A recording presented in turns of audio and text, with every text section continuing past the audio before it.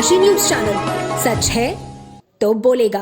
वाराणसी के काशी हिंदू विश्वविद्यालय के वैदिक संकाय केंद्र में काशी युद्ध समिट 2.0 का शुभारंभ हुआ।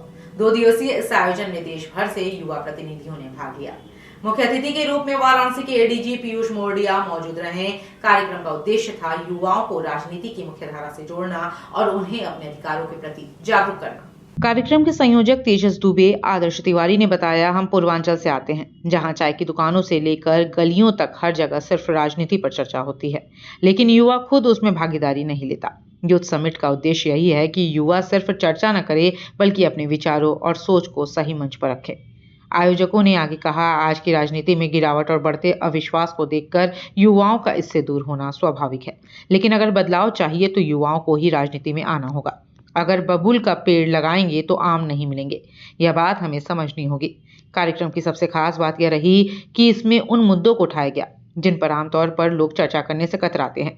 2011 में पूर्व मुख्यमंत्री मायावती द्वारा प्रस्तावित उस एक्ट पर भी विचार हुआ जिसमें उत्तर प्रदेश को 4 भागों में बांटने की बात कही गई थी ताकि विकास तेजी से हो सके।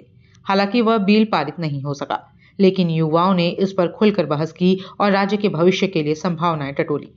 सम्मेलन में प्रयागराज से 40, दिल्ली से 25, लखनऊ और बनारस समेत देश के विभिन्न हिस्सों से छात्र छात्राएं शामिल हुए। विभिन्न स्कूलों और विश्वविद्यालयों से आए छात्रों ने न सिर्फ पॉलिटिक्स पर बल्कि सामाजिक और प्रशासनिक ढांचे पर भी अपने विचार रखे। सम्मेलन के आयोजकों का मानना है कि यूथ समिट जैसे आयोजन युवाओं को नेतृत्व के लिए तैयार करते हैं।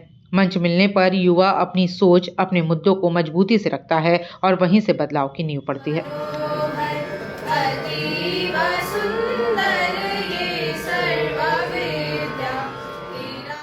कितना ये यूथ के लिए कारगर होगा? सर, जैसे कि हमारा यूथ, क्योंकि सर हम देखते हैं कि अक्सर कि हम जिस क्षेत्र से आते हैं पूर्वांचल से, देश में हर मुद्दे पे चर्चा होती है, चाय पे चर्चा होती है, बैठ के लोग सिर्फ पॉलिटिक्स में बातें करते हैं, लेकिन युवा संसद में उन बातों को, उन बच्चों की मत को रखा जाता है। वो बच्चे अपने बातों को रखते हैं, उनका एक मार्गदर्शन के तौर पे देखा जाता है। क्योंकि सर हम देखते हैं आज की पॉलिटिक्स कितनी गंदी हो गई, आज का यूथ पॉलिटिक्स में जाना ही नहीं चाहता है।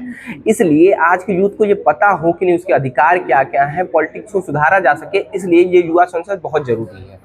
क्या खास है इसमें, इस युवा सम्मेलन में आप क्या खास रखे हो? जी, सबसे खास बात यह है सर कि हम देश में विभिन्न मुद्दों पे, देश विदेश में जितने विभिन्न मुद्दे हैं जिन पे बात करने में लोग घबराते हैं, उनको रखा है। जैसे 2011 में मायावती जी ने एक्ट लाने की कोशिश की थी जिसमें यूपी को 4 भागों में बांट के यूपी के विकास को और तेजी से किया जा सके। भले ही वो बिल पारित तो नहीं हो पाया था, पर हम उस पर चर्चा करा रहे हैं कि यूपी के विकास के लिए अगर यूपी का, क्योंकि हम भी जानते हैं कि देश का सबसे बड़ा राज्य है जनसंख्या के तौर पर यूपी, तो यूपी का विकास और तेजी से कैसे किया जा सके उस पर चर्चा हो रही है। हमारे इस इवेंट में काशी युद्ध समिट 2.0 में देश विदेश से बच्चे आए हुए हैं। हम बता दें कि इलाहाबाद से हमारे पास कम से कम 40 बच्चों का डेलीगेशन है, दिल्ली से 25-30 बच्चों का डेलीगेशन है, लखनऊ से बच्चे आए हैं, बनारस के बच्चे हैं, अलग अलग स्कूल्स के बच्चे हैं।